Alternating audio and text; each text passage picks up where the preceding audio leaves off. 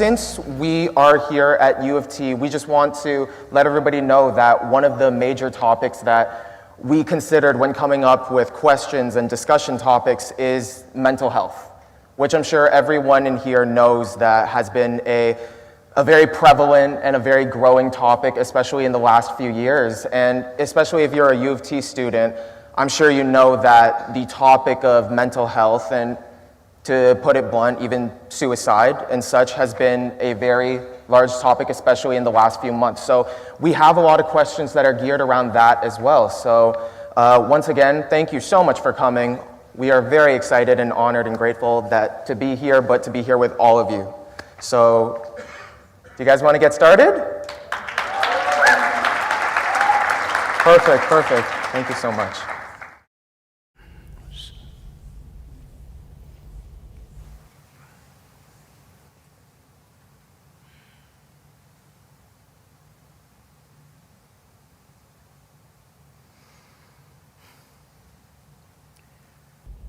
Kalo na janati tava jananam Kalo na janati tava samapanam Drushto maya tava mahakaraha Yogeshvara Kala Kala Yogeshvara Kala Kala. Good evening everybody. I just decided to chant because he said one of the main issues is mental health. We need to understand this. As today, slowly people are beginning to understand, for physical health, doctor is not the solution. How you eat, how you stand, how you sit, how you breathe is the solution. Hello? Yes. What you do with yourself on a daily basis. Similarly, for mental health also, what we're doing with ourselves on a daily basis is the solution. And what we are doing with ourselves on a daily basis is the source of the problem too. So, to start any activity in your daily life, if you had some sort of process to settle you and kind of put you in place for that kind of activity that you're trying to perform, you would see, you would perform your activity much more easily with least amount of friction. In the initial stages of mental ill health, it is just a question of little bit of friction. When the friction happens continuously, something breaks down. Once it's broken down, then fixing is a humongous task. But ensuring there was not much friction is a much easier thing to do. All of you young people, mental health is the last thing that you should be concerned about at this stage in your life, but unfortunately it's come visiting. No, it's not come visiting, it's been invited. So keeping that in mind, let's… Thank you very much. So the first question that I had from myself is… Why are you copying questions? Sorry? Why are you copying questions? I want to make sure I don't mess this up, so… Because I've usually seen people copying answers, but questions… But yeah, so the first question we had was, nobody goes through life unscathed. Everybody has had a past experience with a person or a situation that left a permanent scar on them, such that whenever we are reminded of this, the sadness or loneliness or pain associated with the memory comes back regardless of how much time has passed. Is there truly a way for us to move on from and let go of the things that have hurt us in the past such that they have no substantial emotional effect on us? And if not, how can we heal ourselves from this past pain? When you say everybody, that's a very sweeping statement. It's not true with everybody. Unfortunately, a lot of people are getting into that space. Fortunately, not everybody. I am not in the group. This doesn't mean that everything in my life happens just the way I want it. No. Very few things happen the way I want it. I want you to understand this. If you keep the scope of your life very limited, let's say just your education or your profession or your family, then maybe 90% of things happen your way, 10% of the things don't happen your way. But if you expand your activity globally, then you will see only 10% happens your way, 90% doesn't happen your way. So if you're the freaking kind, then you will break yourself down.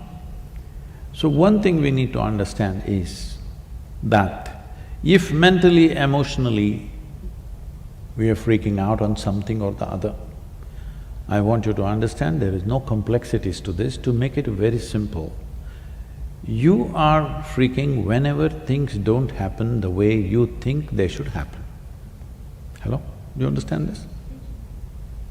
Your only problem with life is, it's not happening the way you think it should happen. Hello? That's all.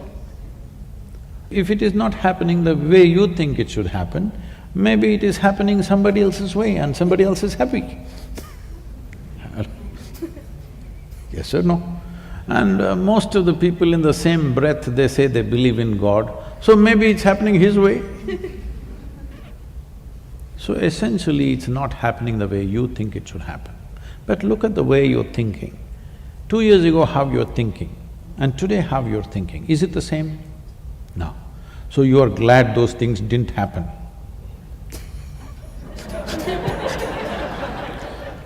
But it takes 2 years to realize that I'm glad those things didn't happen. A whole lot of things don't happen. So what? The important thing is, how profound and how exuberant is your experience of life. Life is not that it must happen your way. If it happens your way, what does it mean? What is your way? Right now what you know, from that you concoct something which you call, this is my way, isn't it? Do you know everything in the universe? No. Whatever we may know, it is still very little, isn't it so? Hello? Whatever we may know, it is still very, very little. From this, we're expecting something should happen. You must be glad. Something you do not know happened. Something that you did not expect happened. This means life is happening to you.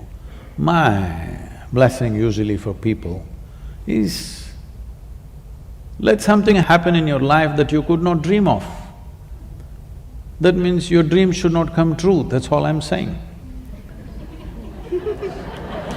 Something that you could not dream of, that must happen, that means you're living a fabulous life. But if something new happens that you did not think of, you will freak. Don't do that. Don't do that. New things are happening, something that you did not expect is happening.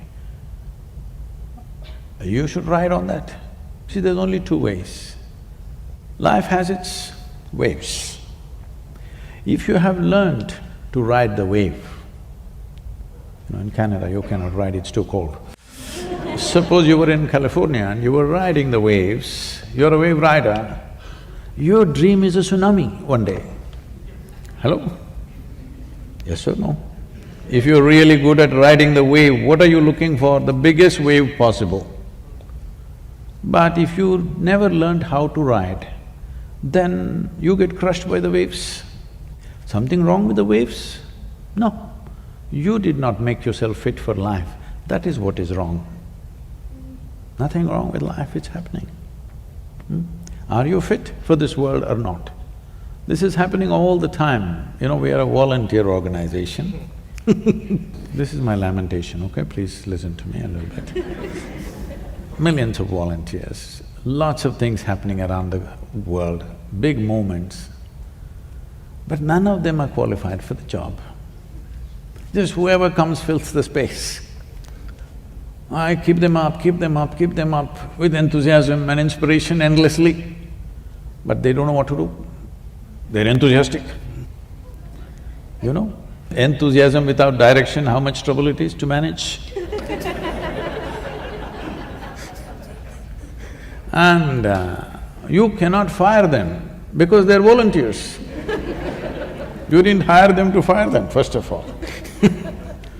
So, this will be happening all the time. Somebody comes up to me and, Sadhguru, I can't work with this person, he's so terrible, she's horrible, she's that.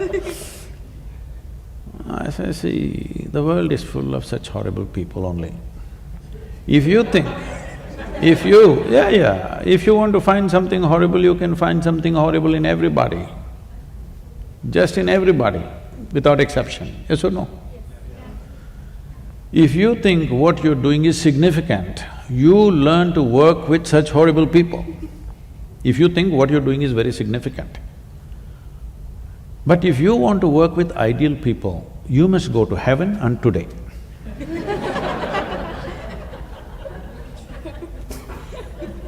So, at this stage in your life, young people, don't produce a list of complaints about what's wrong. Produce a list of solutions for me, let me see, to your life and everybody's life around you. That'll be a forward movement. If you invest on your problems, you will see everything in the universe is a problem, believe me. Tell me one person here who is not a problem in some way. If you encounter them the wrong way, each one of them is a problem, isn't it? Hello? So it is your skill in life that you approach them, the solution end of them, not the problem end of them. Yes. If you go on hitting people on their problem end, you will have endless problems in your life, because everybody is capable of trouble, everybody. Yes or no? Yes. Hello? Have you found one person who is not trouble if you touch them the wrong way? You found somebody like that? If you touch the trouble spot in them, everybody is a problem, isn't it? So you have to learn how to touch the solution part of them, not the trouble part of them. This goes with situations, this goes with people, this goes with every aspect of life. Thank you very much.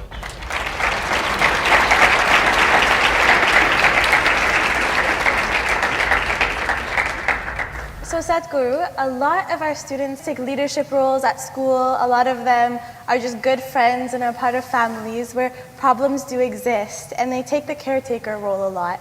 So what they've asked is, how do you take care of yourself when you are usually the one taking care of others? If you're interested in the well-being of people around you, the first and foremost thing is you must keep yourself well, otherwise you will become a problem yourself.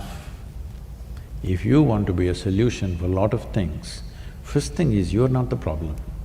Physically, mentally, in any sense, you are not the problem, only then you can attend to things around you. Otherwise, with good intentions, you'll mess up the world. Believe me, good intentions have caused more horrible things on the planet than bad intentions. People have very good intentions, but they're a mess. The more they do, the more mess they will cause. Most of the mess on the planet has happened with good intentions. Right now we are in an ecological mess. It's happened with good intention or bad intention? With good intention, isn't it? They thought they're doing a great thing, but in the end result is something else. So like this, at everything it is so, just your good intentions will not do. It's very important, before you touch somebody else, your hands are clean. That much you must take care. That if you cannot solve somebody's problem, what to do, it's all right. But you touching them should not become a problem.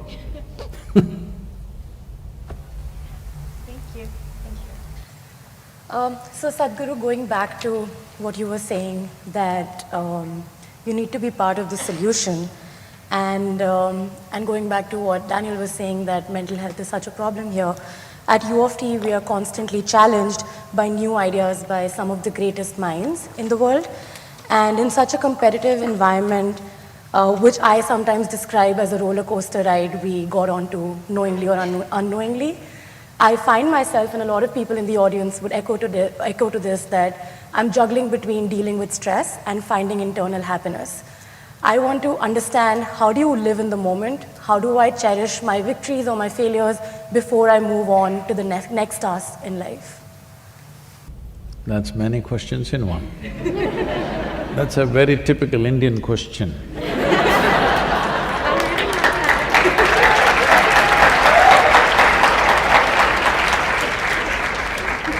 She left India only a year ago.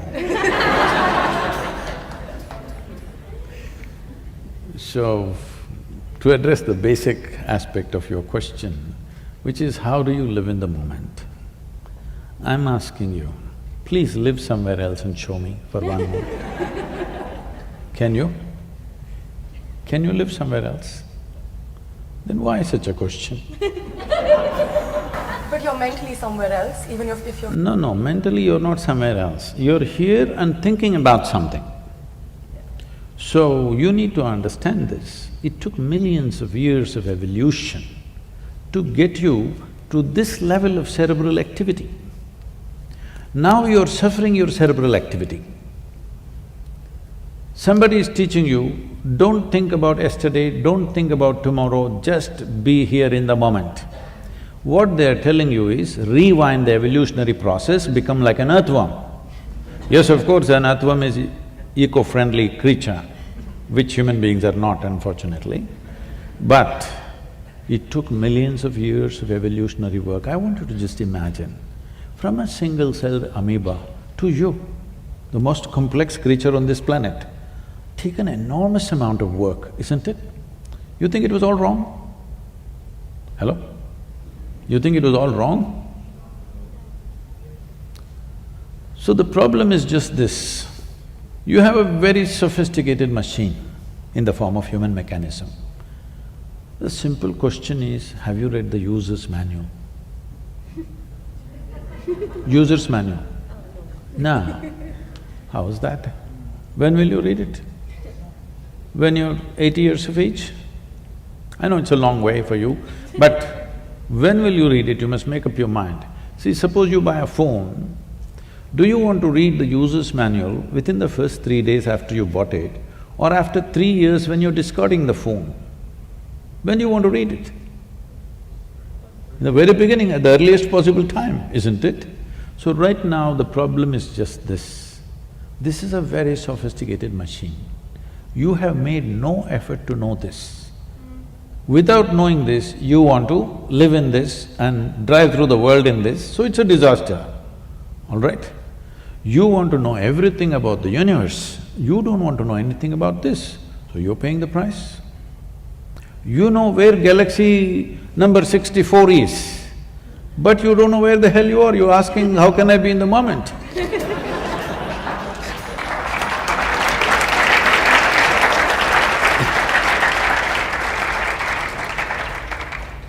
Simply, information is very deceptive. Information is very deceptive. You have information about that galaxy, this galaxy, you think you know it. No, we don't know it, we just read it in the book, all right?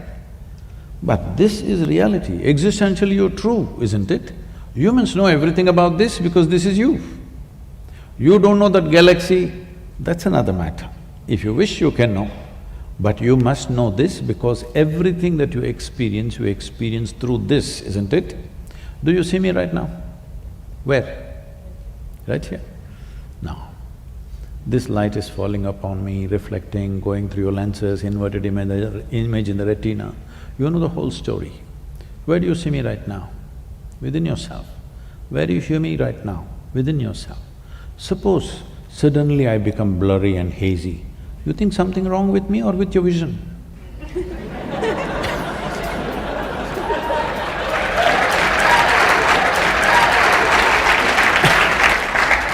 So, right now, this is all the problem with the world.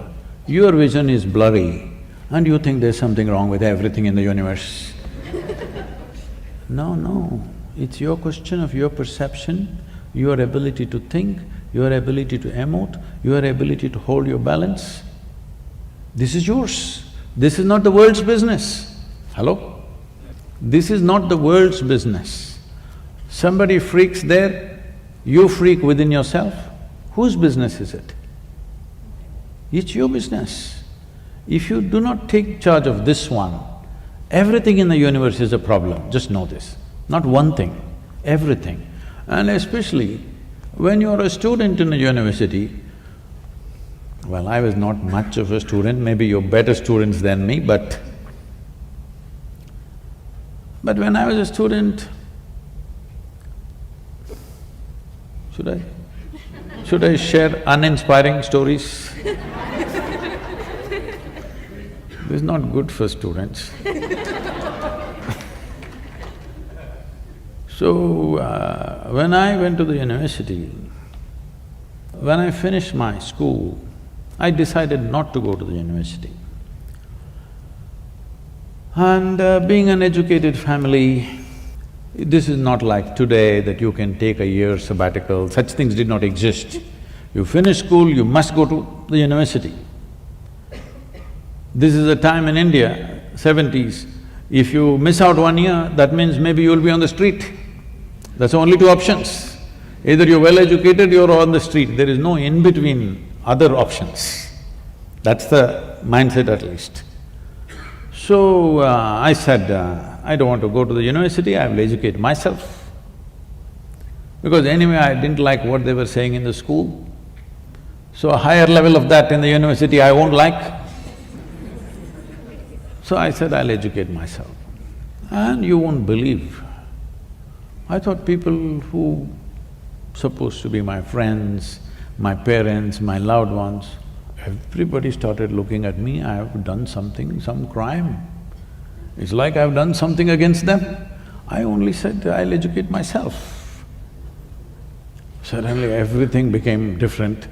Suddenly everybody is looking at me like I'm some strange creature who is not doing whatever he's supposed to do. So this 1 year I spent in the Mysore University library. Every day, library opens at 9 AM, I was the first customer. It closes at 8 PM, I was the last one to leave. I was a… why am I telling you all this? In the moment.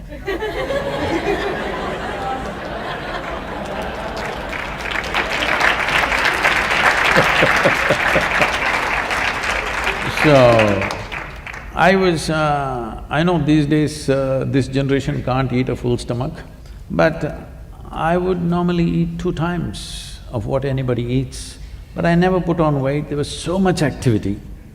Every day I'm cycling 40-50 kilometers, I'm swimming, I'm climbing trees, I'm doing things. Whatever I eat, I'm always hungry. So I'm a big eater. This 1 year, you won't understand this unless you know how voracious I was. 1 whole year, I didn't eat lunch, which was a huge achievement for me. I would stuff myself with as much breakfast as possible and entire day in the library, 8 o'clock I come home and then eat. This may look funny today because today I have only 1 meal a day. At that time, it was such a big thing because however big the breakfast is, by 10:30, 11 I'm hungry. I remain hungry till 8 PM, which was a huge thing for me. Today it's very simple for me to be without food.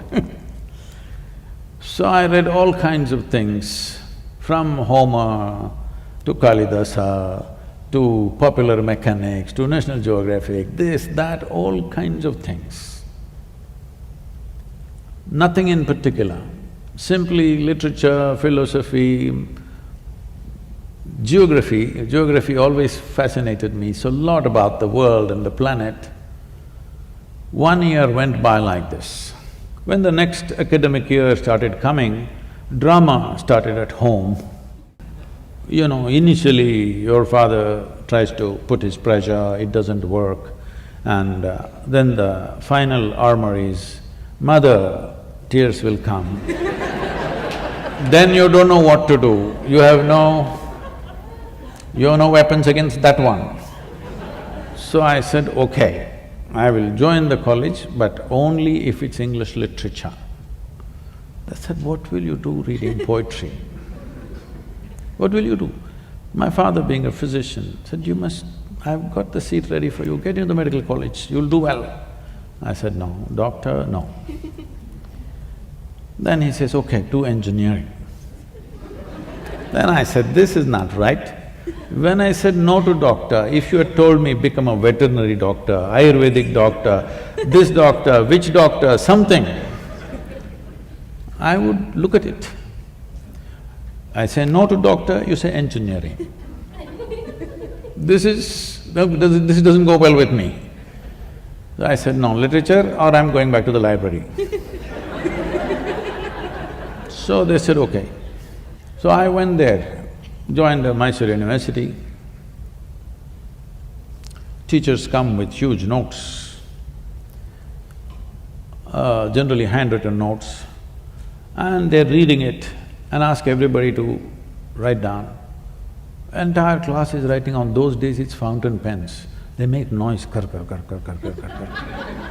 30, 40 people writing kar kar kar kar, it just irritates me. I said, this is not it. See, that notes, whoever gave you that notes, you give it to us, we'll photocopy it and give it back to you. We don't have to come, you don't have to come. But I have a billion questions. Is somebody going to answer damn questions that I have? I have a cloud of questions walking with me wherever I go. Whoever I find, if I think this guy can answer, I'll throw 10 questions at him. So I want to ask somebody questions that I have, but no, they thought these questions are too much trouble. Then I made a deal with them, that they will give me my attendance and I will stay out and not ask questions. So I generally parked myself in the university garden, we had a huge garden. I planted myself under a tree. Then to my amazement I found people started coming to me. Education problems, money problems, boyfriend-girlfriend problems, all kinds of problems. Then I discovered everybody had a problem. I was the only freako who didn't have a problem. I was trying to think up a problem for myself, what is my problem? It's not that everything is going fantastic, but I never saw them as problems, but everybody labels ordinary situations as problems.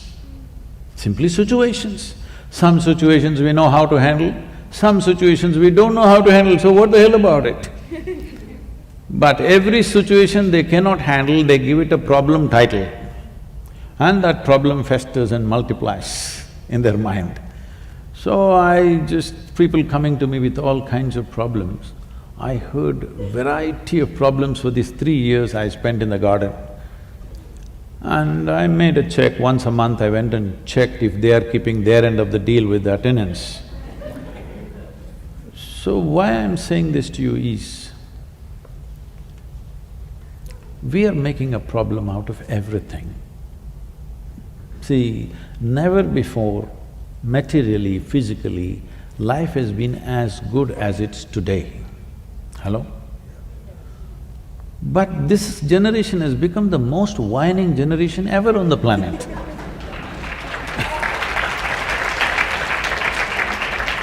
Small things, big things, everything whining, simply because they're taking such strong positions on everything. There is… youth means you must be open. You've not taken any position in your life yet. Yes.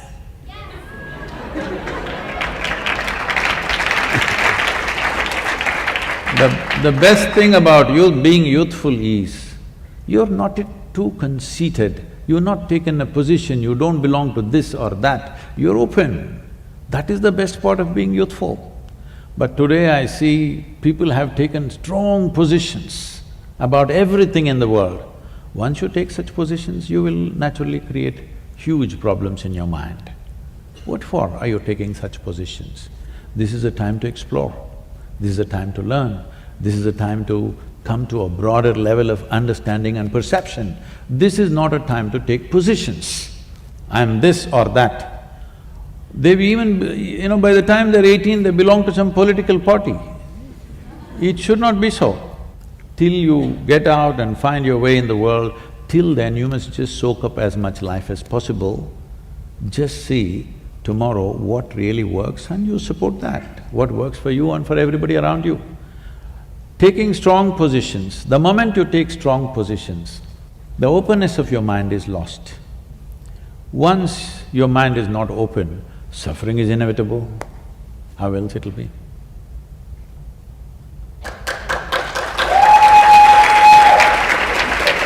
Who's that guy?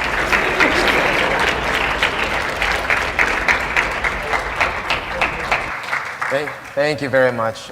So the next topic that this question sort of revolves around is love and relationships, which I know a lot of young people, a lot of students, not even just young people, adults even.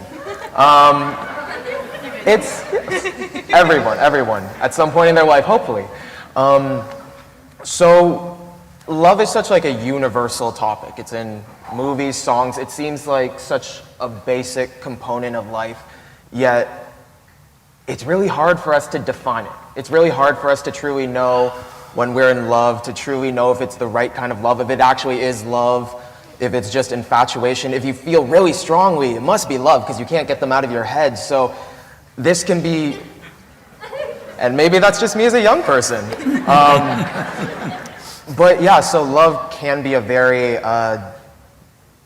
big topic. So the question that we've sourced from the U of T community is, what does it mean to love someone both unconditionally and healthily? Unconditionally? Hello? Does anybody know what's unconditionally? Oh.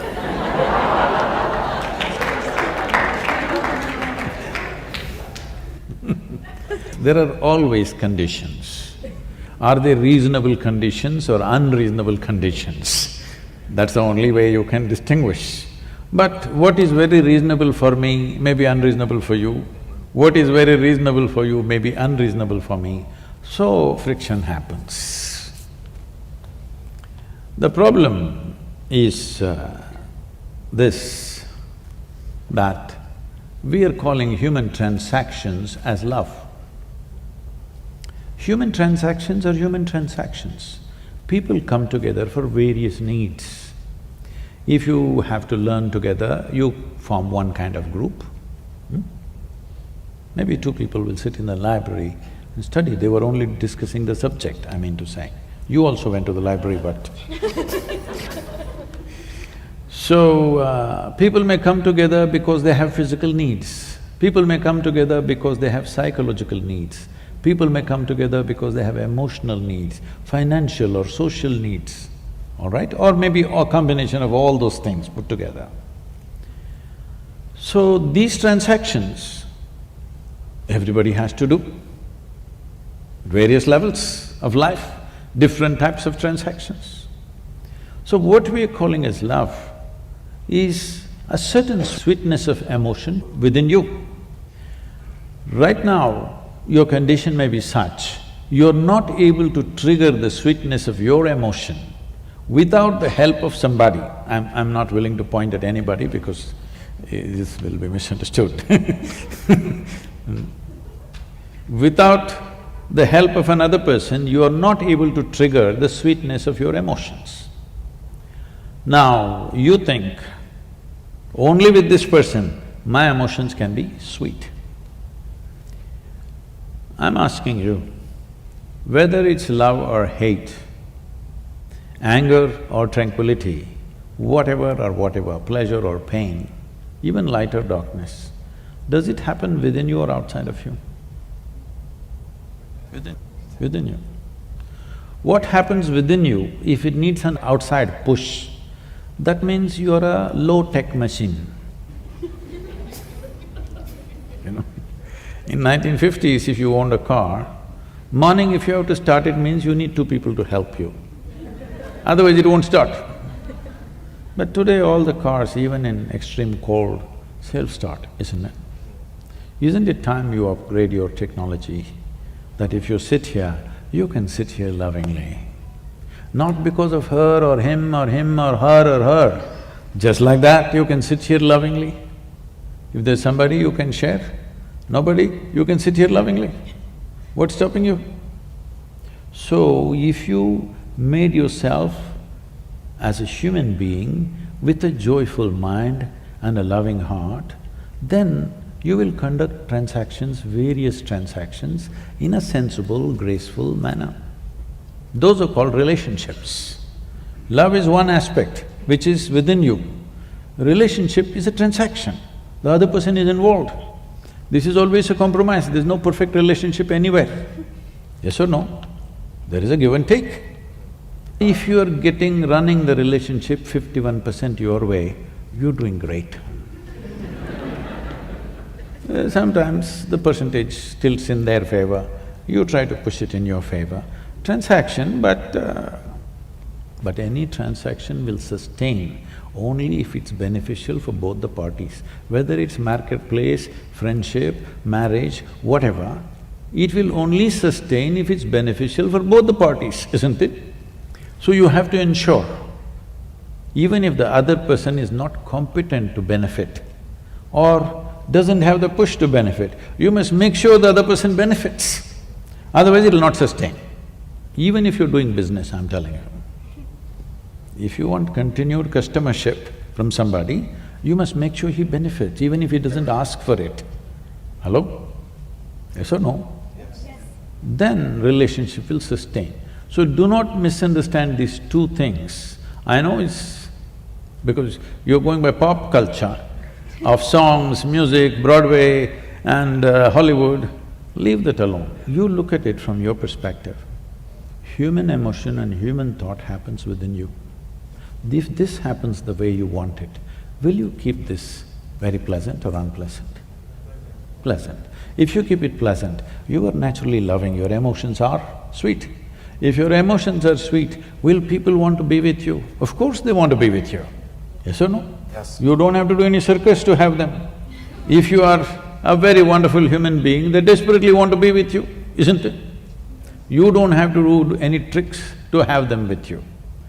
So, relationship becomes easy, whichever way you play, it works.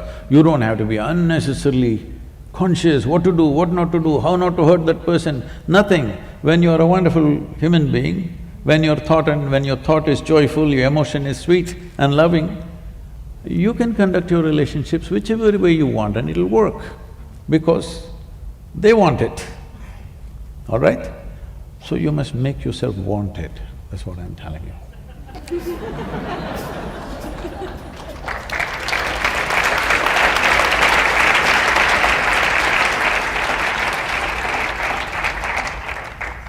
So the next question we have is about identity.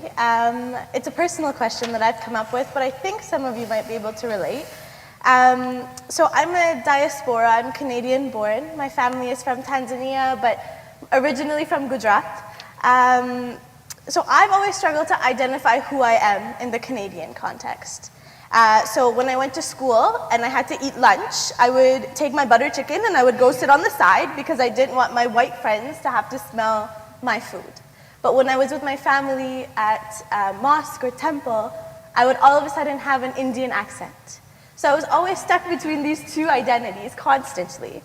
And these are things I did as a child, 6, 7, 8, 9. And now as an adult, I'm still trying to figure out how to navigate in this space.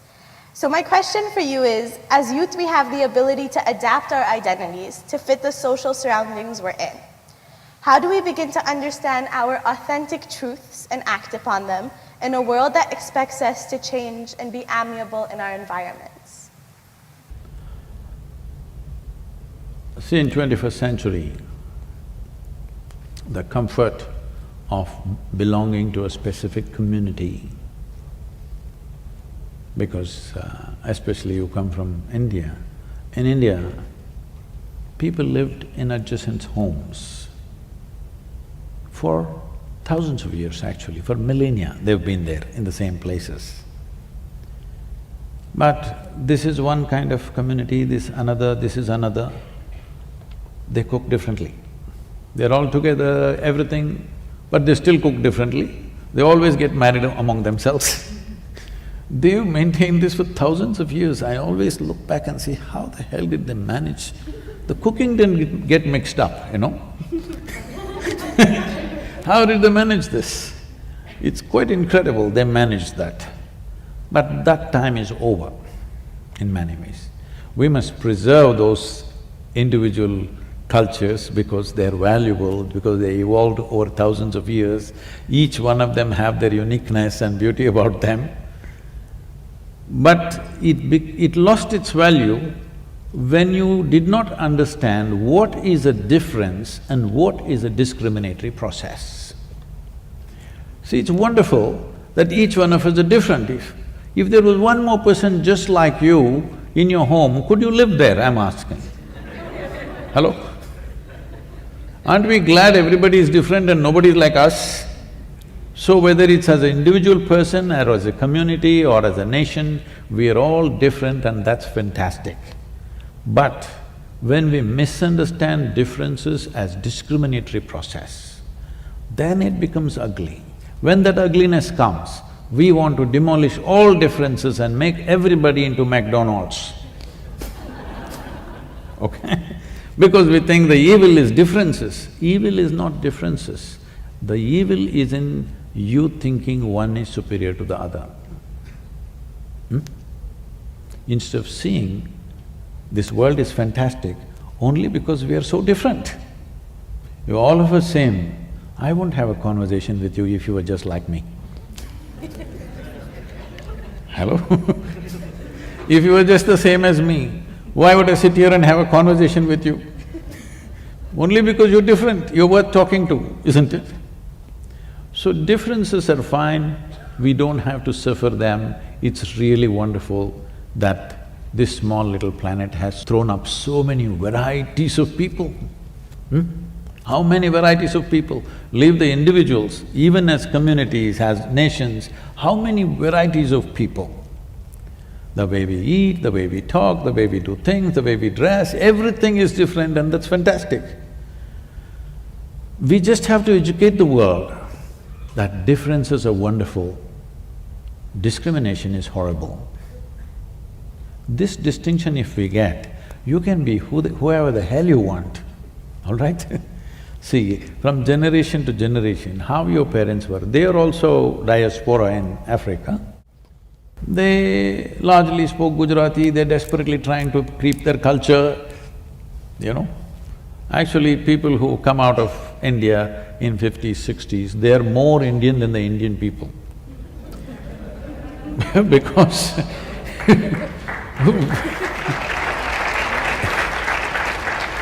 India has changed dramatically since then.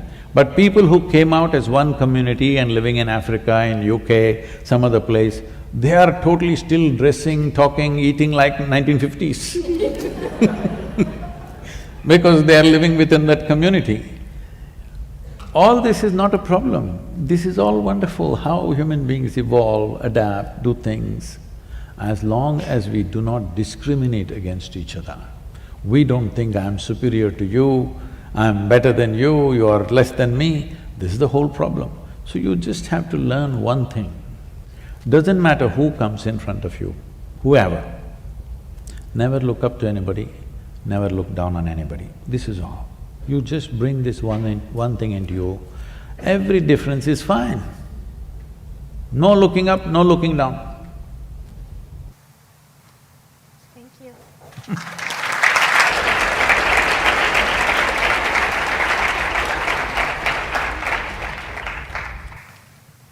Sadhguru, the next question is something that we've sourced from the audience, and it's been a personal question as well, which is that when we're on this journey of life, we tend to set a lot of short-term goals, and when we don't achieve them, we don't know how to deal with failure. And that is something we all deal with a lot at U of T in specific, but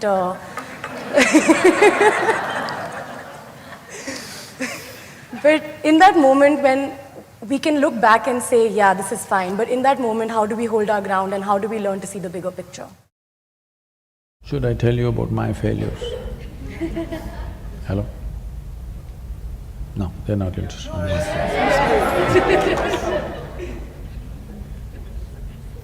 I have some fans who want to know about my failure.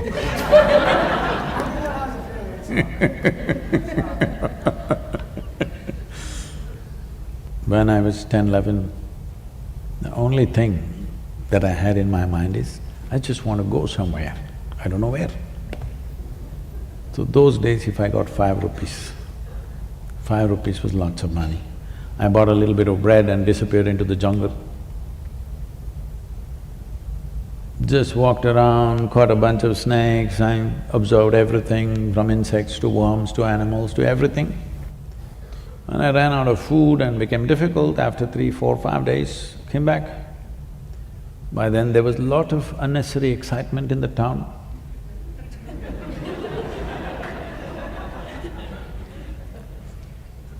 Police complaints, searching all over the place, looking into the morgue, all kinds of things. And then I came back and they were all this thing, but I had left a note. They just ignore my words and do everything else. So after a few times, they got used to that. And I also grew up. So I didn't know where, but I just wanted to go somewhere. All I knew was somehow the known situations was kind of containing me. I just wanted to go somewhere. The moment I got a bicycle, I cycled across South India. And I got a motorcycle, I crisscrossed India many times. And I was stopped at the national borders. So I decided the only thing is I do some business, make some money and ride across the world. Where, I don't know, simply want to ride. So I thought I'll get into business. So I got in, became far more successful than most people would imagine in a short span of time. So one to another, I started half a dozen businesses, became very successful, everything. Then everybody was clapping their hands except me. They were all clapping their hands because I was making more money than other people. I was getting little like that because I got into this business because I wanted to ride away. But business after business, I put one finger, now both my hands were stuck in it, making money and everybody clapping hands, but I was not clapping hands. I did not think it's a great thing. I think it's those 5 years which people think are very successful for me were the 5 years when I did not do what I really wanted to do. But everybody else thought I was doing great. That's how world is, you must understand. When you're doing great, they think you're doing no good. When you think you're doing no good, they all think you're doing great. So you must know whose interest is in their hearts. So then one afternoon, it so happened I burst into an ecstatic state for no reason, every cell in my body bursting. And then I look at myself, what is happening to me? Am I going off my rocker? Am I losing it? What's happening? But I know I don't want to lose what's happening because it's too fantastic. If I simply sit here, I'm dripping ecstasy. Then I pay attention to it, what is it that's happening to me? Then I realize, if I don't mess with my mind, I'm just ecstatic. Even now, just see, it's just the cerebral activity that you're not able to deal with, isn't it, which causes so much all this. If you know how to distance yourself from that, this life will burst into ecstatic state. When you are a 5-year-old girl, simply jumping around, simply because there was not much cerebral activity. Simply life was a joy just to be alive, isn't it? Even now you will become like that if you know when to keep your cerebral activity on, when to keep it off. When I realized, if you don't do anything, you will become ecstatic, then I thought, what's the big deal? I will make the whole world ecstatic. On that day, the world's population was 5.6 billion people. Then I sat down and made an elaborate plan. How I will make the world ecstatic? Because it's so simple. If they don't do anything, they will be ecstatic. I didn't think people are so invested in misery that it'll take a lot of coaxing. Then I made a plan, in 2.5 years' time, I can very easily make the world ecstatic. I thought I'll execute this plan. Because you're a consulting business person, I'm telling you. I had everything clear-cut, because this is this simple. If I talk to them, why will they deny ecstasy? They will all go for it. 38 years.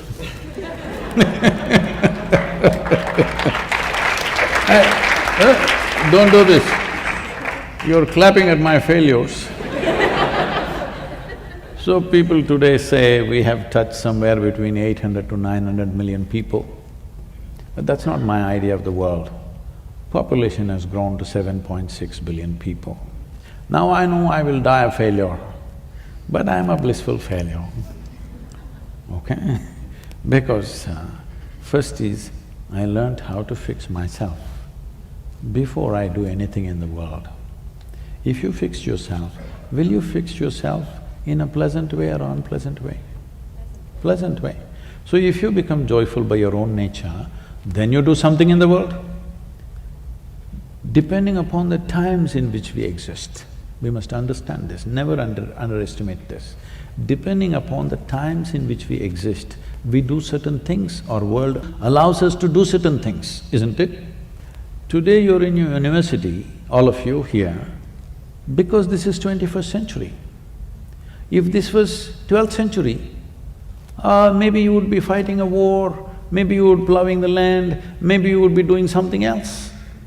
So you being a university is not your achievement, it is the times.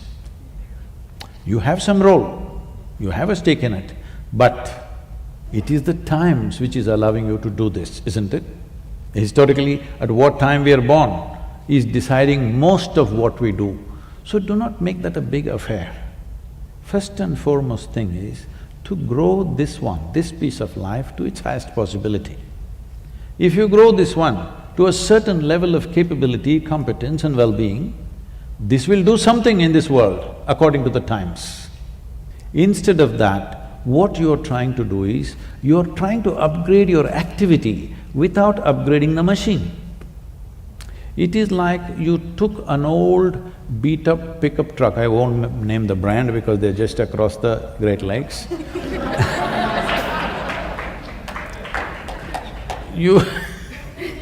You took one old beat-up truck, pickup truck you have, but you suddenly got a desire, you want to go into the Formula 1 racing. You went. Now your four wheels will be going in four different directions. You want to get onto the track, at least buy a standard Ferrari. Hello?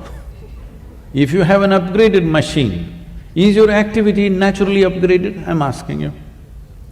But without upgrading the machine, if you upgrade activity, upgraded activity is creating enormous suffering, isn't it? See, those of you who are thinking it's very hard to be in the university, I can take you back home and make you plow the land. Very easy.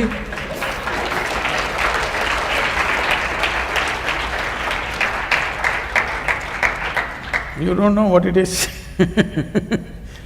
So I'm not trying to make fun of things, but I want you to understand the privilege of being in the times in which you are, where our survival process is better organized than ever before in the history of humanity. Yes or no? Yes or no? Are you materially not living better than your parents and grandparents? Unless your father was a Maharaja in India or something? No, you're common. So definitely you're living better than them, isn't it?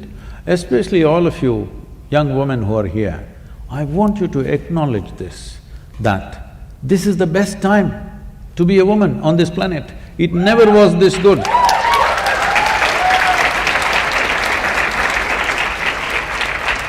Well, still there are issues which we have to improve, no question about that.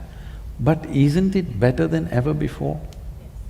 If we do not acknowledge what we have, we will not create what we want, just know this.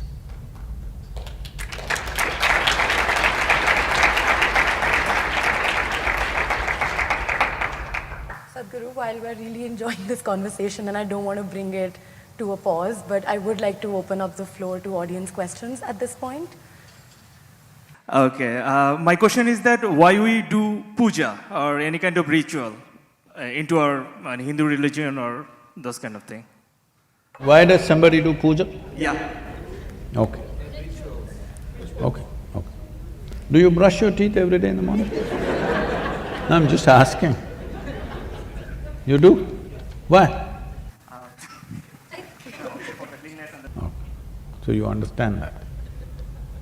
There are many people, for a long time in the history of humanity, they never brushed their teeth. Yes or no? In previous generations of people, by the time you're 40, 45, most people lost their teeth. And it was perfectly normal. You're 50 and you still have all your teeth was a big surprise. Yes, it was 2 generations ago. So today everybody has their teeth intact because everybody's taking care of those things. We are glad, because it's not only for their well-being, for our well-being also. Similarly, I don't know what kind of puja you're talking about. I am not the puja kind, so I wouldn't make a very sweeping comment on that. But generally, people evolved processes to fix themselves in so many different ways. For teeth, they had this, for their mind, they had one kind of thing, for their emotions, they had another kind of thing. Like this, they evolved processes. If for generations somebody is doing it, it must have worked to some extent at least. Is it absolutely working? Maybe not. But is it worked in some way? Yes. Just because you brush your teeth, does it mean to say you will never go to the dentist? You still go.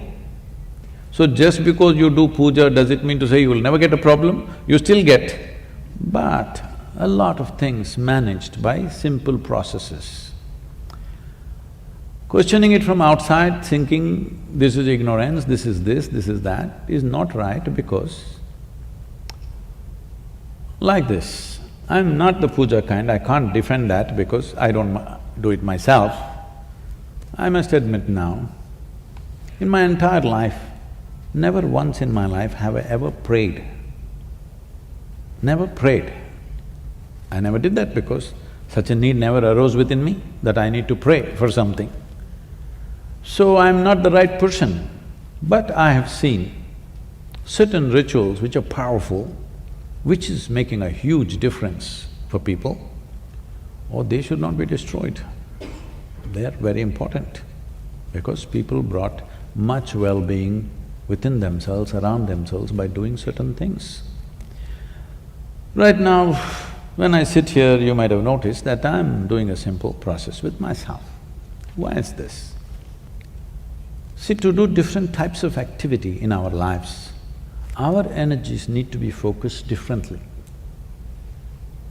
Let's say, because you took the microphone, let's say you want to sing.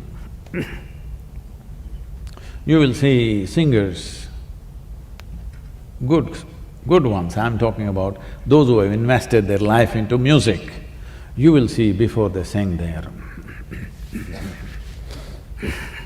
preparing, they have their own little ritual, something of their own, each person might have developed their own. Or if you're in India, they may have a traditional ritual which they do before they sing. And this keeps his voice, his well-being, more than anything to sing. The maximum amount of your energy should be in your throat. If it's in your hand at that time, it's not going to help.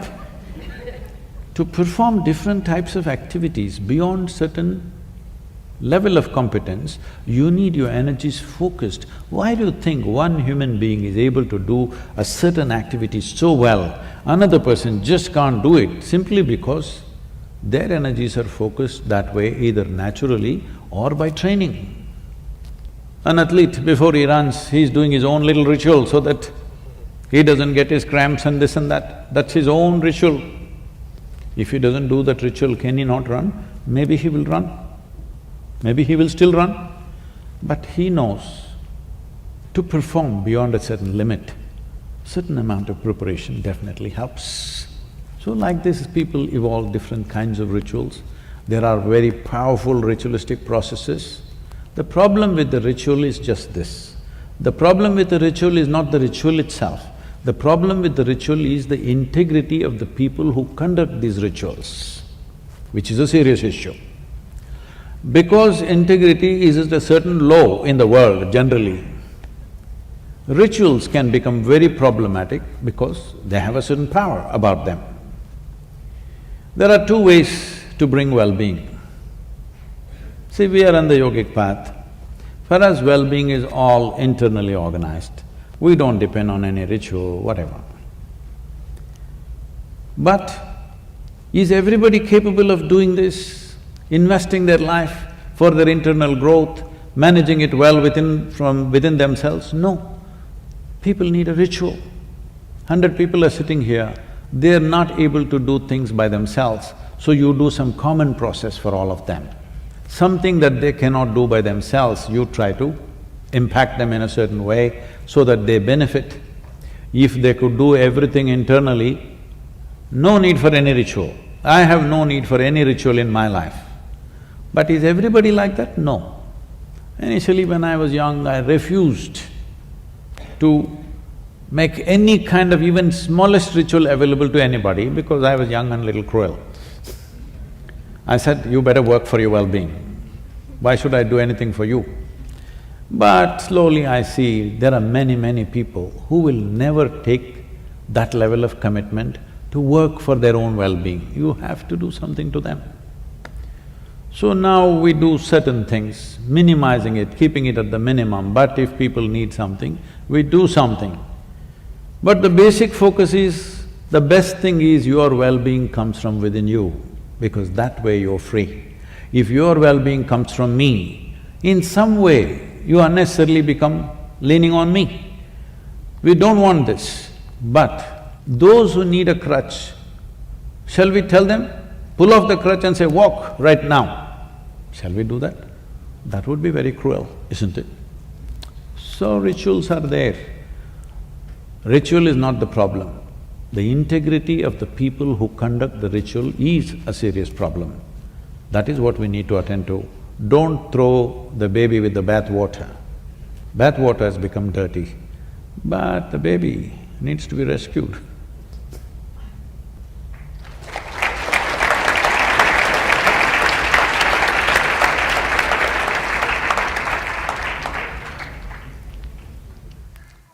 Namaskaram, Sadhguru. First, I'd like to start by saying that thank you for everything that you have done. I've taken your inner engineering course a while back, and it has done amazing things to me. I always thought that in order to be spiritually liberated, you need to find yourself a guru. And in the process of doing so, I've traveled to, I guess, Nepal and India looking for a guru.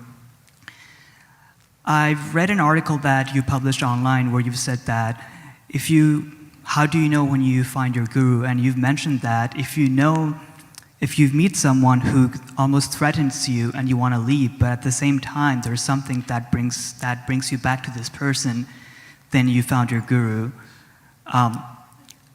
Like, can you have multiple gurus, or how do you know you're in the right path that, hey, this is working for me and I should be doing this?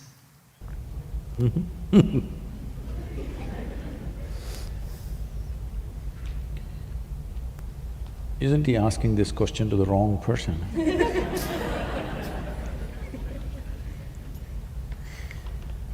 See, first and foremost thing is,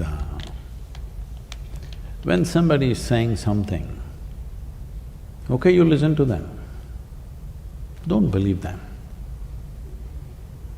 You must listen carefully, but don't have to believe. You must look at them carefully. Whatever they're talking, has it worked for them? If it's worked for them, obviously they know what they're talking. So you must stay. So, is this my ultimate guru? Is he going to take to the end? Let's see, let's go one step at a time. You don't know what is ultimate, isn't it? If he helps you with the present level of your limitations, let's go to the next step and see what the hell he can do. If he does something meaningful, stay, otherwise go. Hello? So, don't think in those terms. See, every year I'm trekking in Nepal and Tibet. Here there is one Sherpa guiding me. He's an illiterate fellow, all right? But on the mountain, if there are two ways and I want to go this way, he won't say, Sadhguruji, please come like this. He'll say, I just go that way, He treats me like I'm his mule or something. But I just follow him, because there you better follow him. You understand? Because the simple thing is this, he knows the terrain, you don't know the terrain. The same goes here. If you think somebody knows the terrain, you take instructions. If you think they don't know the terrain, don't stay there, why are you wasting your time? Isn't it? So the simple way to find out is that I'm saying something, you must look at me carefully. Has it really worked for me first? Or am I talking some scripture to you? If you think it's worked for me, you must hang on. If you think it's not worked for me, you shouldn't waste another moment with me.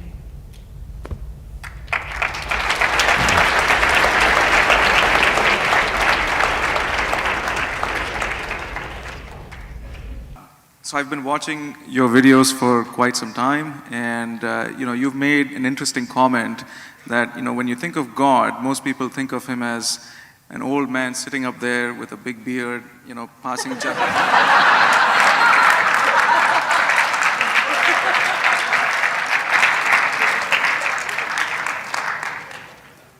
You talking about me? The old beard sitting up here. Tell me further.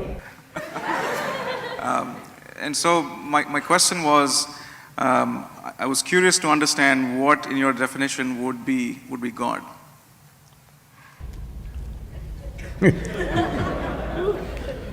See, the reason why in every culture people have come up with their own concept of God.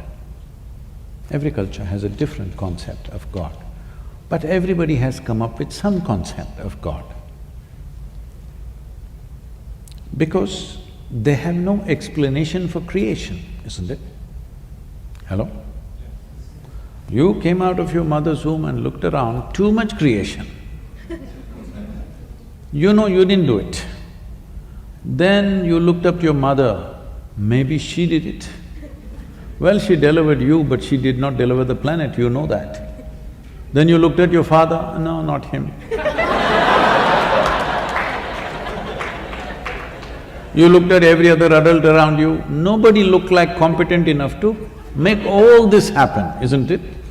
Yes or no?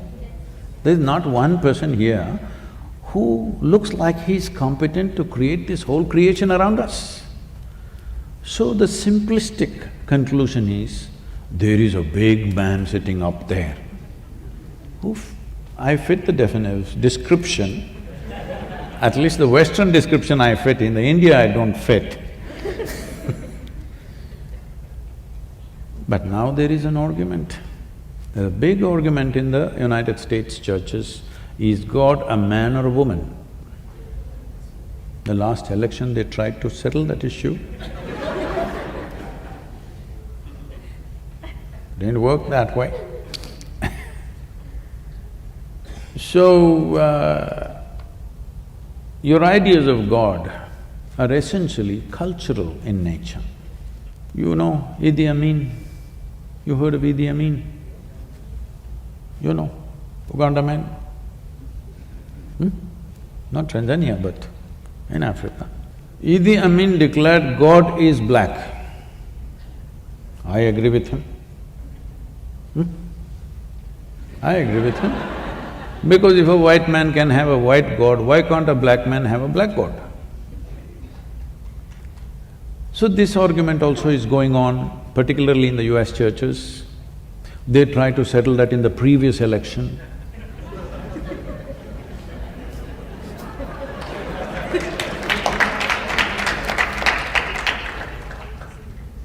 But in India, we know God is brown.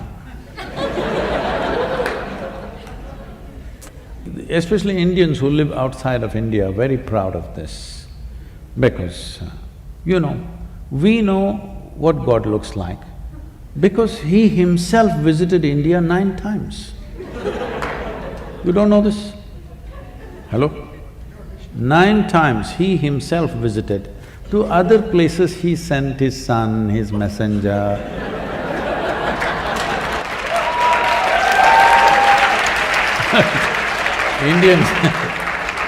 Indians are very proud of this. To other places only messengers and sons went, to India He Himself came. I keep reminding them, that is because God wouldn't trust anybody else with Indians. He wanted to do the job hands-on with Indians. So He Himself came not once, 9 times. And He failed. 9 or 10 times we can debate, but failure you cannot debate, isn't it? Obviously He failed, what do you think? It's With a the Indians. perspective that we can take. He maybe didn't do the best job, yeah, but… but he was good.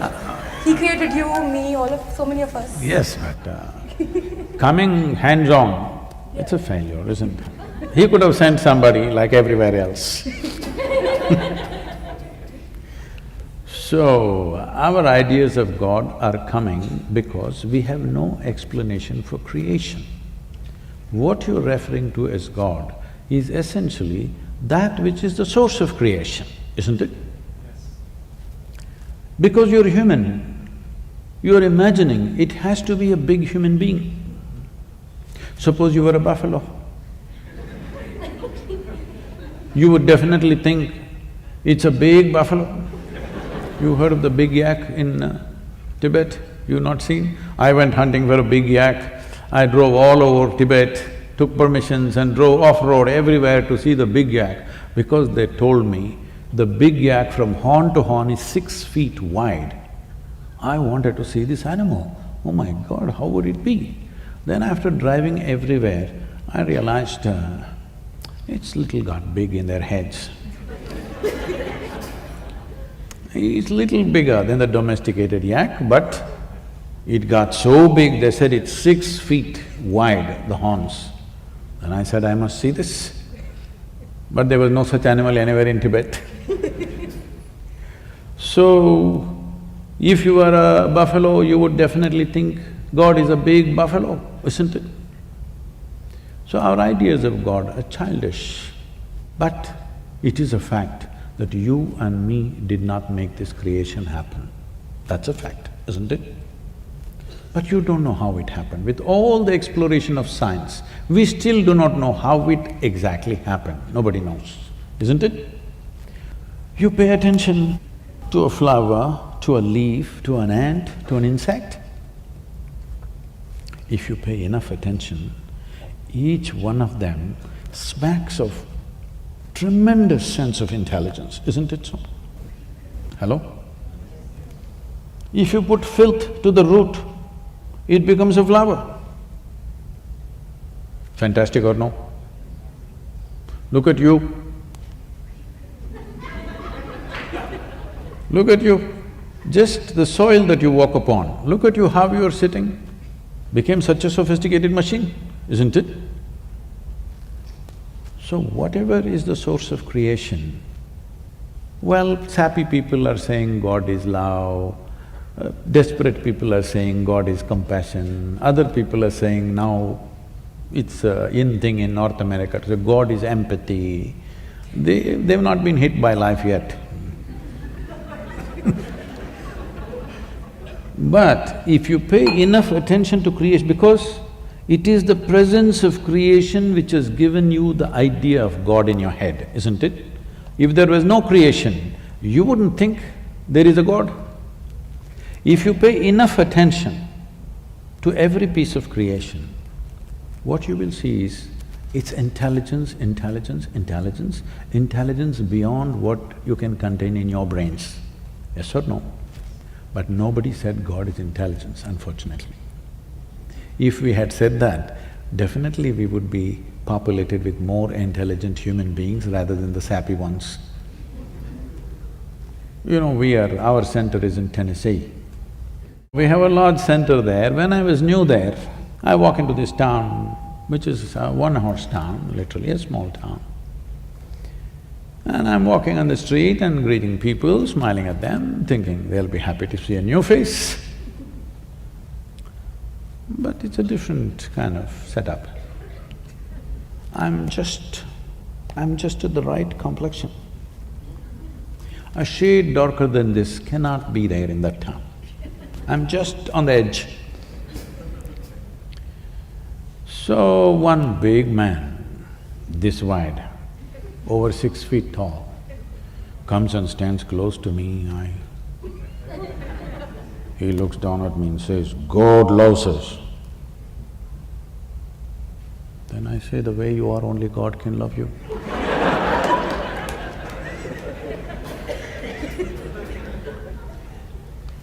Before this went inside and worked, I had to go away. Because everybody is concocting their own ideas. Leave your ideas, pay attention to the creation. Tell me, if this flower has to blossom, nobody sprayed perfume to the roots, they put filth. Hello? They put manure. That manure became fragrance. This means, is there a tremendous amount of intelligence functioning in this rose plant? Hello? You ate a piece of bread and this became a human being. Is there a tremendous amount of intelligence beyond your brains functioning within you? Yes. So, this is the source of creation right now for you. If you access even one drop of that intelligence, you will live magically instead of becoming hallucinatory. If you believe things that you don't see, you will become hallucinatory. But if you access things which are not in your access right now, your life will get tremendously enhanced. That's what you should look at. Right now, there is an intelligence here which can turn a piece of bread into a human being. If I took a loaf of bread in my hands and made it into a human being, who would you think I am? You would think I am the source of creation, isn't it?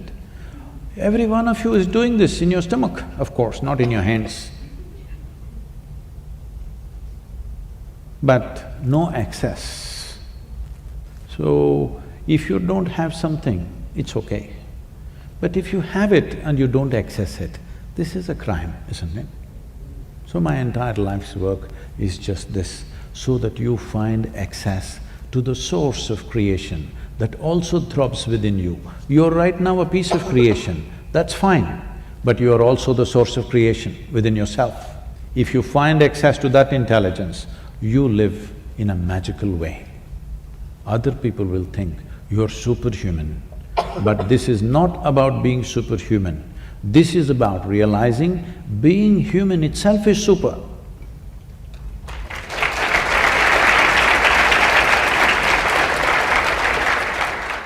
With respect to interpersonal promises and intrapersonal promises, I feel there are two types of promises that we make to others and to ourselves. How do we balance both of those, especially considering that sometimes we have to keep the interpersonal promises at the cost of your intrapersonal promises? A promise is meaningful and valuable only when you make it to somebody else. Because you make a promise to somebody because they don't know what the hell you're going to do with them. Hello? That's the reason why they demand a promise from you, isn't it? Hello? You say, I will give it to you. They'll say, promise? Because you say one thing and you do another thing. So promise is a meaningful thing only in a relationship with somebody. With yourself, what is there to promise? What is there to promise? Promise is a transaction between two people. It is like signing an agreement. See, we're making a business deal. We sign a contract. Why are we signing it? So that we don't go back on it, right? Because today what we think is very nice, tomorrow morning I may have a different perspective. So tomorrow morning if I have a different perspective, I want to change the deal tomorrow morning, but I have signed, can't go back on it. So, promise is a verbal signature. No, I say, I promise, that means I'm going to do it. I've signed. Not held by some legal contract, but by my own integrity. Because I said so, I will do so. But when it comes to myself, what is there to promise? This people may be using to deal with their compulsive nature. I promise myself I will not drink before 7 o'clock in the evening.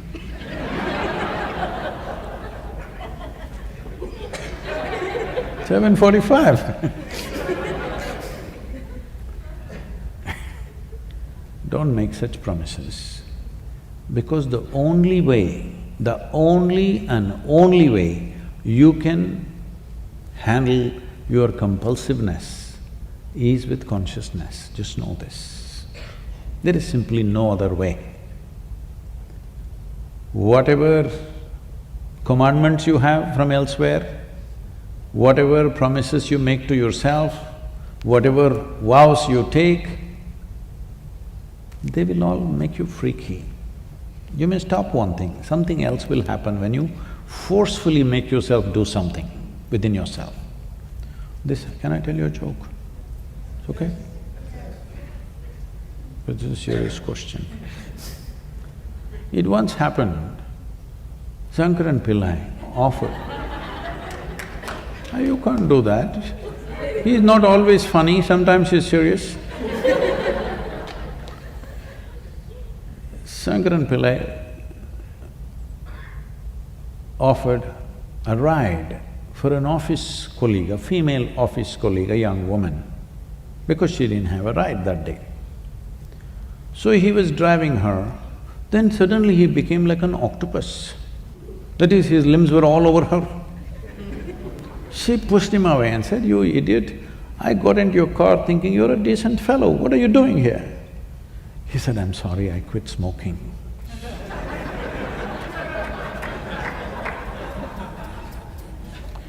Don't do things forcefully with yourself. The only way you can beat compulsive process within you is by becoming more conscious. If there is darkness in this room, can all of you together, with all the strength that you have, can you kick the darkness out of this hall? Hello? No. If you just turn on the light, it's gone, isn't it? Because you must understand, compulsiveness is just absence of consciousness. Like darkness is just absence of light, compulsiveness is just absence of consciousness. Instead of becoming conscious, you're trying to play tricks with darkness. It's not going to work like that. If you compulsively, strongly stop one thing by will, it will manifest itself in some other way and some other way.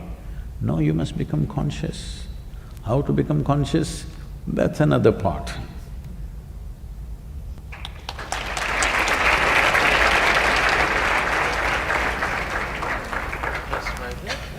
Hi Sadhguru, how are you doing? So my question is that we learned that we are sophisticated machinery and that we must learn how that sophisticated machinery works. But how do we approach that? How do we go about learning how this sophisticated machinery works? Unfortunately, we have created a movement in the world, education being the core of it. There are many other aspects, Education is the core of it, where it's always about conquering the world. Right from kindergarten, they're only asking who is number one, who is number two, who is number three, who is number last. It's always about being better than somebody, it's always about conquering something. See, conquest is one way of having things, but inclusion and embrace is another way of having things. If you have somebody in your life that you have conquered, I have conquered him and he has to be here, well, he will ensure that my life is miserable moment to moment. Yes or no? Daniel, can I trust you on that or no? Yes, you will. But if I have included him and he's here by choice, now he will be a great asset to have around me. This is a choice you have. But unfortunately, the orientation of the education is a consequence of the general attitude in the society. We have become a conquering mode. I think this is a fallout from the imperial way of existence that we've had for last 3 centuries. That we think we are powerful and we are good only when we have everybody at our feet. Well, with technology, with worldwide growth of human aspiration, having everybody at your feet, times are over. Everybody needs to come to their senses. Having people at your feet, those times are over.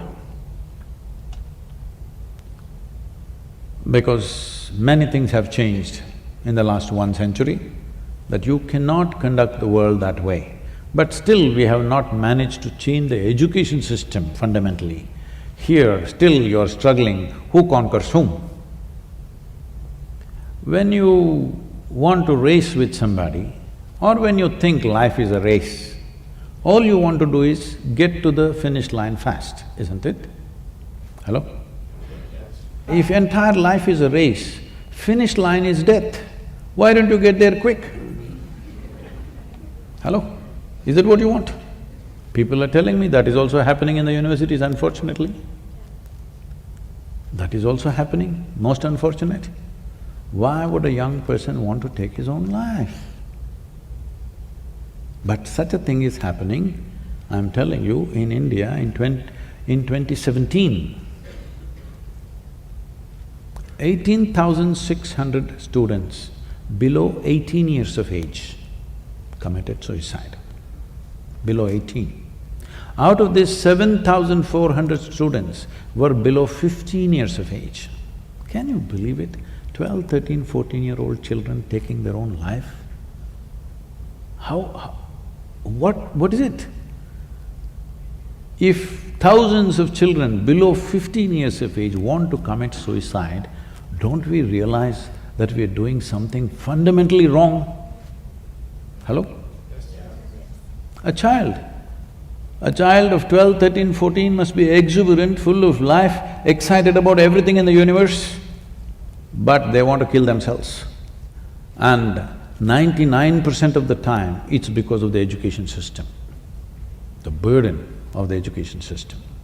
Because not everybody is geared for being a conqueror.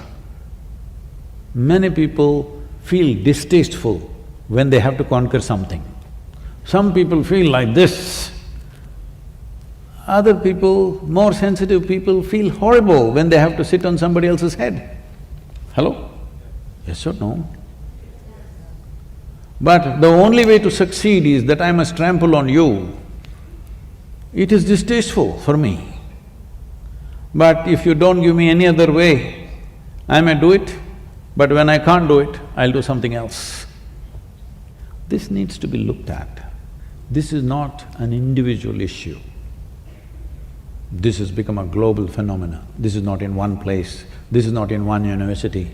Schools, I'm saying below 18 years of age, below 15 years of age, when they want to take their own life, we are doing something very fundamentally wrong in the society.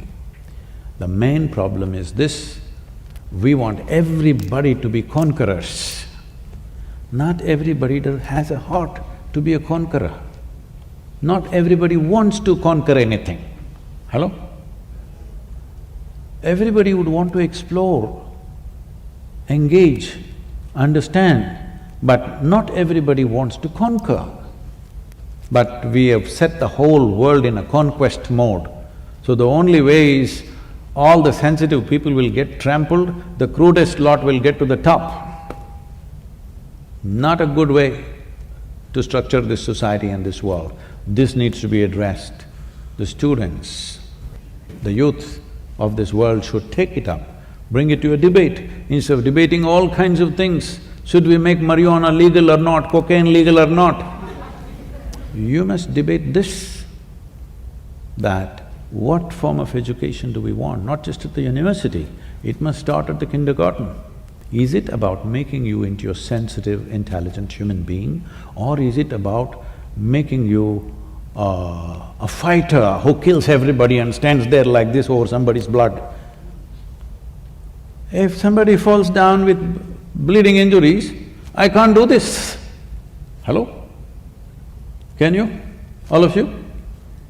Suppose I smash you up in the face and you fall down there bleeding, my heart will bleed, I can't do this when you're down. Very few people can do that, and they must remain few. Hello? They should not run this world, yes or no? Their numbers should remain few, they will always be there, but they must be few, and they should not be the empowered population of this world, ever, in future. In the past, it was so. Whoever had the biggest muscle, he was the boss, yes or no? Today if you have big muscles, at the most we'll put you at the security gate.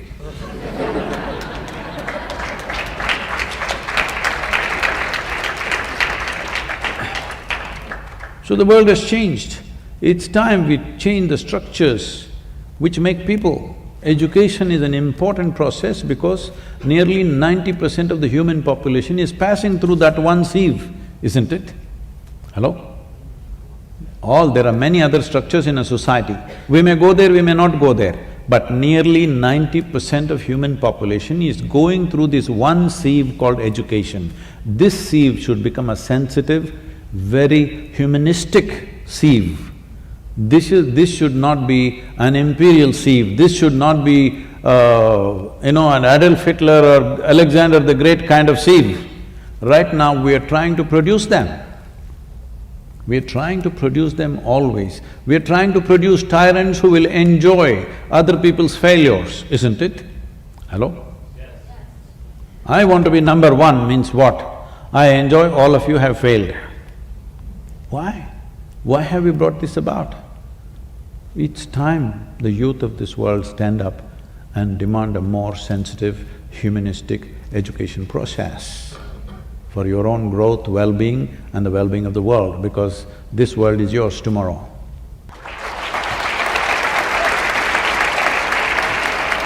How do we counterbalance the power of social structures put on by popular culture? It feels like it sometimes holds youth in ignorance and has them carry out a swayed perception of self-worth, and can also lead people to destructive behaviors like drugs and alcohol because it's so cool. This is the most common thing amongst us young people. Marijuana, alcohol, bad habits, it's pushed onto us from pop culture. What do? We can't avoid it, it's everywhere. How can we stay on our path and ascend? It's human to fail in these habits, but it does not feel right. It is impossible to escape. What do?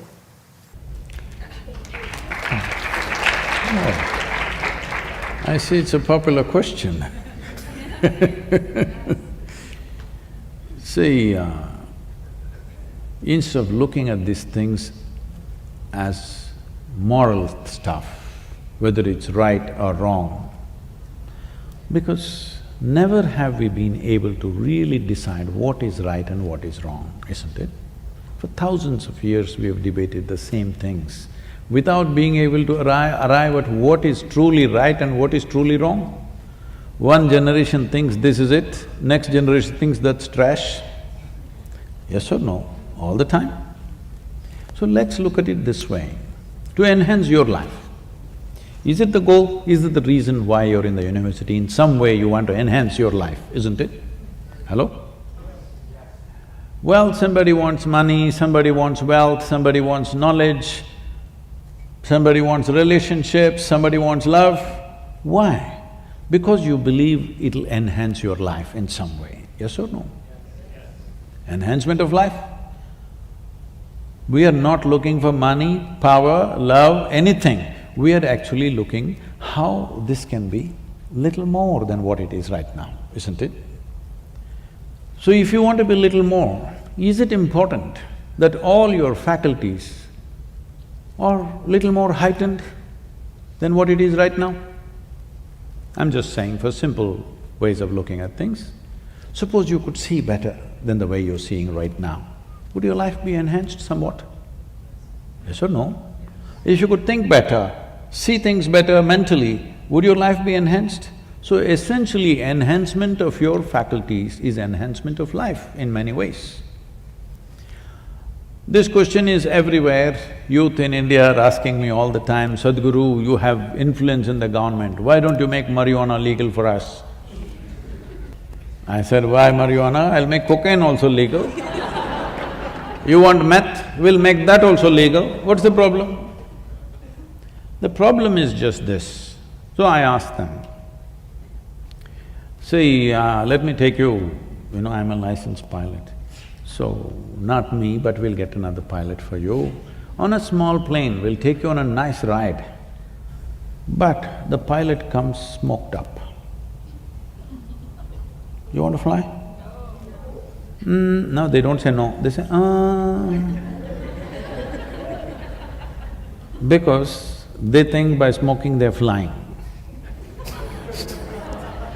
Then I say, okay, you're not getting it. You need a major surgery, and the surgeon comes really smoked up. You want this surgery? Oh no! So you understand, it lowers your faculties. If you think by lowering your faculty, you will become better, then all the best. All the best, because you will need a lot of luck and lot of blessings, because you will not live out of your own competence for sure. Yes or no?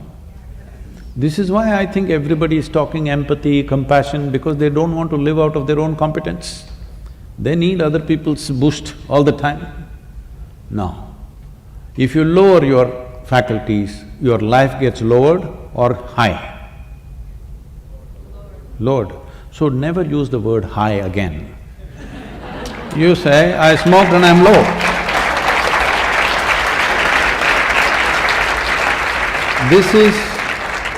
This is not a moral issue for me. I have no morality in me. But life should work, isn't it? Suppose my eyes become dim, do I live better? I'm asking. Hello? If my mind becomes dim, do I live better? Why do people think by lowering faculties, life gets high? No, it doesn't. It's just giving you an illusion like that, for which you will pay a price. At this stage in your life, you must look for those things which will heighten your faculties, not lower your faculties, isn't it? If you're interested, you come, I'll show you why. Look at my eyes, I'm always stoned. Yes, look at me, never touch the substance. Because the greatest chemical factory on the planet is here. Hello? The question is only whether you're ecstatic or anxious is determined by, are you a good manager of this one or are you a lousy manager? That's all that is determining this. If you're a lousy manager, you're importing chemicals from outside. If you're a good manager, you're conducting this the way you want and blissed out all the time. If you want to… there is a high. When you can see better, hear better, think better, visualize better, there is a tremendous high with life. I want you to know that high, not foggy high. Thank you very much.